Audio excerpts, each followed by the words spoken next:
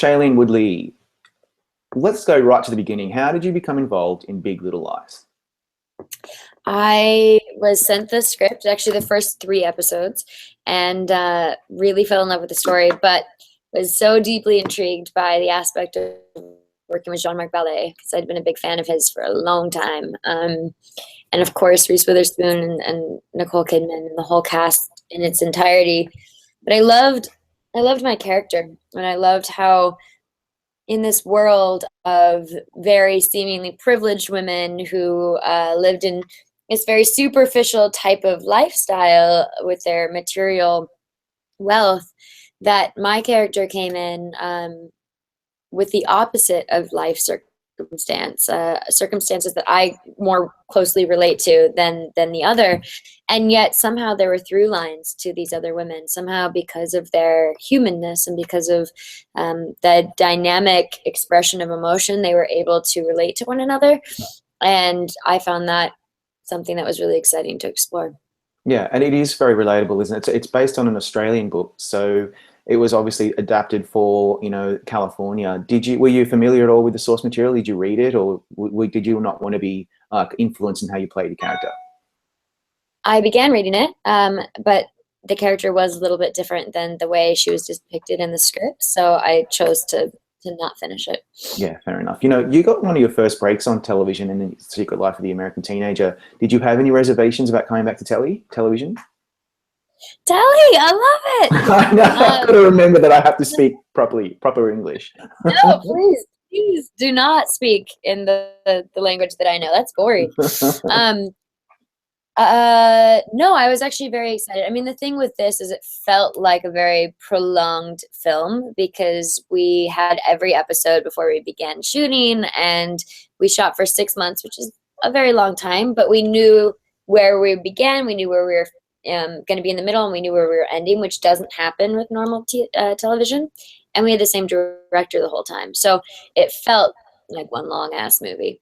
Yeah. I'm going to ask this question. I'm not expecting you to say, oh, they were horrible. I really, really hated Nicole and Reese. But can you tell us what it was like? Were you at all worried about working with, such really big names and big personalities? And what was it like working with those two?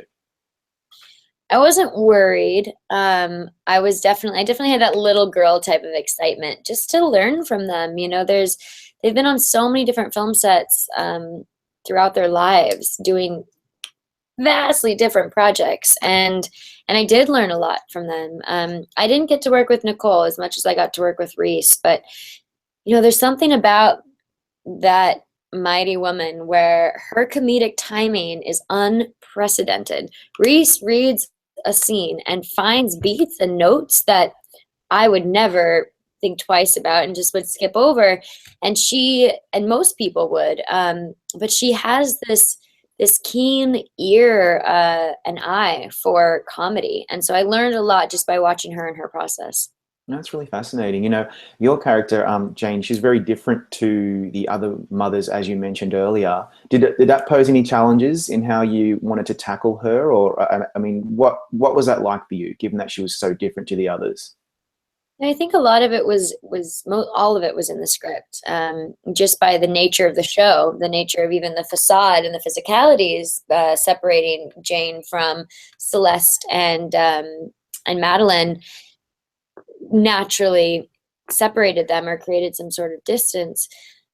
So for me, it was just about being as truthful as I could, because also these other lives were so elevated in their experiences that I wanted Jane and Ziggy to sort of be the like a landing zone, a grounding zone for people at home to be able to relate to their circumstances, whether it was a direct reflection or not. So for me, it was just being truthful to the script and trying to be as organic as possible. Yeah, that landing zone thing is actually really important, and it is one of the factors for why the audience really responded to your character.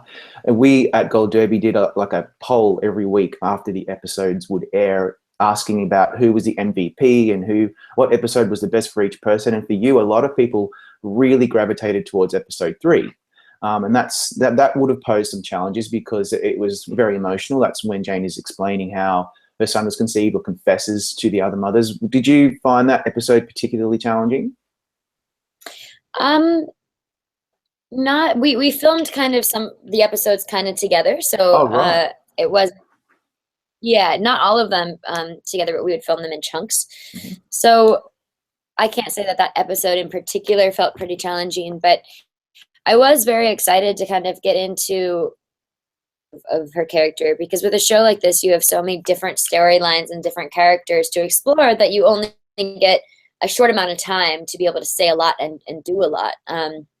And so, yeah, the challenging aspects of Jane, where she's very complex, where she'll have a big outburst, an external outburst, but then the next token be very compassionate and very empathetic towards the other mothers and their experiences, and very honest and open and real. And I would say that was the most challenging for me, and the nuances in this woman, where what makes her have her external outbreaks and at the same time be such a compassionate person. What drives a person to that degree of polarity in within a couple of moments?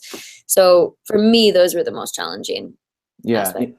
A lot of people also were really taken with the shoving match between Renata and your character. That looked like a lot of fun, actually. But what's it like on set before that? I mean, you've done lots of different projects where you've probably done lots of really cool things like that. But what's it like on set before you know you're about to get really kind of physical with someone? Really funny, because Laura played my mother in a different film. So she and I have this pre-established relationship and friendship. And so I just remember that scene. I couldn't really look at her until the cameras were rolling, because if they weren't rolling, we would both just erupt in laughter.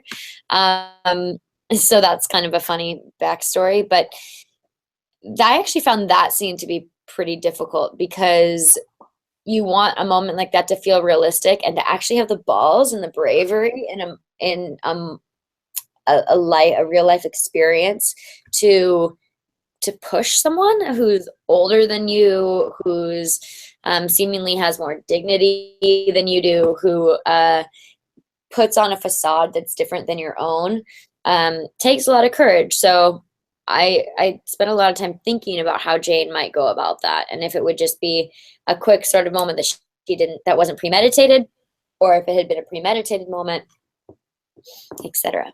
Nice. Going really superficial, if you guys are both nominated at the Emmys, and we're hoping that you will be, a lot of us are predicting that you will be, you and Laura, both in the supporting Will category. we fight each other? Yeah, we need to make that happen on stage. That would be so cool, don't you think? I think it'd be cooler on the red carpet. Yeah, even better. Win an Emmy, and just like you could be, that thing's a weapon. That thing is actually a weapon. Oh yeah, that's what stilettos are for. Yeah. So I'm hoping that will happen, just so we can see the shoving match. So fingers crossed for that.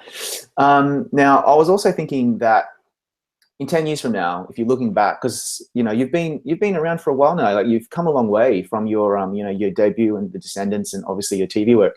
If you look back 10 years from now, what do you think you'll take away from this experience, this project, most of all? It probably sounds incredibly cheesy, but truly the friendships Wow. that were built from this project, not only between us actors, but because we worked on this show for 6 months straight, which is a long time and abnormal in this industry for any given project. I got really tight with a lot of the crew members and the director of photography and the director and the guy, the boy who played my child. And so I think the familial aspects of the show will stay with me a decade from now, and something that I'll still, be feeding and nurturing and celebrating in. Yeah, that's lovely. And then thinking back to your breakthrough in The Descendants, like it's a role that many of us still very quickly associate you with, because it was such a breakthrough for you as an actor and just for your career generally. What would you say is the one thing that, when you think about that film, what comes to mind?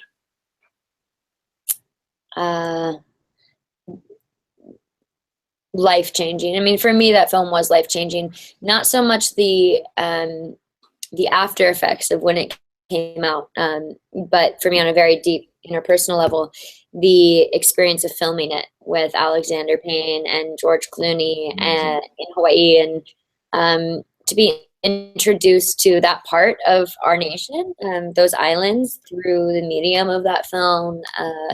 It really shaped a lot of who I am today. And in retrospect, to work with Alexander and George, who are arguably two of, the greatest, the greatest filmmakers, artists in this industry, and to now in retrospect notice how humble and how kind and how committed both of them were to the art, and yet also to the fun and the play and the experience itself.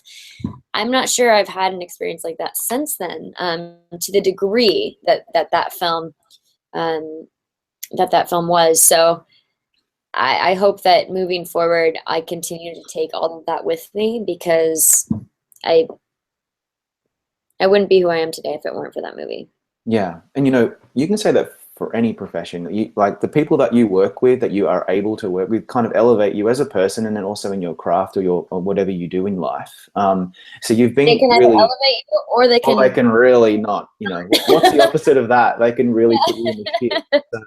So, yeah, that's so true. And I'm sure you've got those experiences. We won't go down that road just because we're being diplomatic.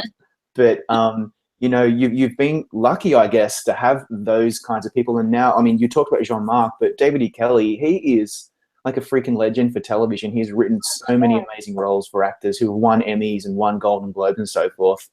Why do you think that is? What is it about him, and why he's been so responsible for so many great performances? I don't know that I can answer that from my observation. I haven't actually gotten to spend a lot of time with him.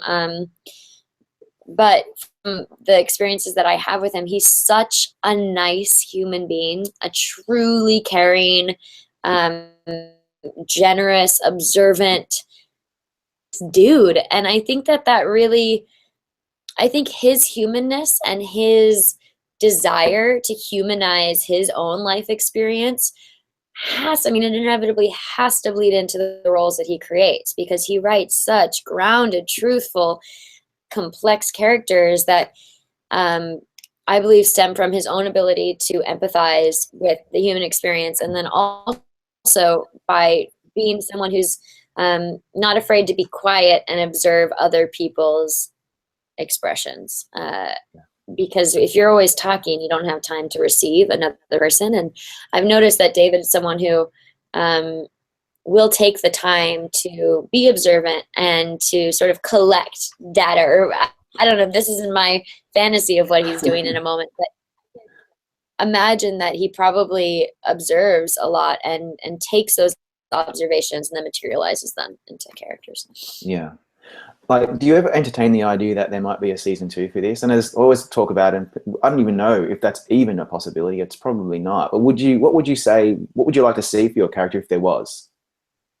I think a world where there's a season 2 would be a great world. Yeah, I think so. Come on, let's make it happen. There's so much still to explore. There's so much to explore with Bonnie's character, with Zoe Kravitz's character, Bonnie. Yeah. I think for Jane, I would love to explore sort of more of her healing process and like what she is going through internally, because you kind of get to scratch the surface, but you don't actually really know what she's thinking about herself and like where her confidence lies and her own sense of self-security. You see it, external expressions, but you don't see it from an internal place. And I think that would be a really interesting dynamic. And then to also see how she's able to heal and move forward in her life, another man in her life, while she's still raising this child. Yeah. I would also imagine that a lot of people want to talk to you about Divergent, because it's a big thing. It's like, it's a cult classic now and people love it. What do you mostly get on the street from fans of that series? People just kind of often, what's actually so interesting is people don't really offer words about movies so much as I think maybe it's particular to Divergent because it tends to be a younger demographic. That's definitely not the case for everyone, but it's the majority, I would say, of people that I meet are. And they don't even ask usually if I'm from Divergent. They just ask for a selfie. It's so fascinating. It's really interesting. But people, I guess, who do say words or just I love those movies, or I do hear from a lot of moms and a lot of parents that they feel it's really neat that there are these big trilogies or these big blockbuster films that do depict really empowered women and young men as well, who are not afraid to stand up in the face of adversity and speak their truth. Yeah, I actually think, and correct me if I'm wrong, but if I'm thinking of like a Shailene Woodley performance, I am thinking of a woman who's empowered, who kind of says what she feels like. Do you think that's accurate? That's part of you that you bring out, I think, in character. No, yeah, it definitely wasn't a premeditated premeditated thought, but I have had a history of playing really strong women, and a lot of that, I have to say, is because that's what the world's demanding now. That's what audiences want to watch. People are done. People are bored watching the same old paradigm being expressed, or seeing women depicted as something that's not necessarily empowered. And just because you're empowered doesn't mean you're not hurting, and it doesn't mean that you're not broken, and it doesn't mean that you don't feel like your life isn't falling apart.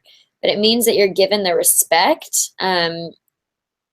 Find your way through all of that, and that didn't happen for a long time in cinema. And so I think one of the reasons why I've had the opportunity to be in all these roles is because these roles are being written more and more and more. We still have a long way to go, but it's exciting, and I guess my career is kind of a testament to that, because again, it wasn't something I sought out. It was just something that sort of naturally happened. Yeah, and organically just kind of attached to you, which is great. Yeah. Now, look, we've got to let you go, but I really believe you do need to start bulking up. Get ready for that shoving match on the red carpet, because we hope to see you at the Emmys in a couple of months. Oh, thanks, man. I'm going to get my boxing skills on. Yay. Maybe we should just choreograph a little thing. Yeah, get it ready. I think you should get it ready. Thank you so much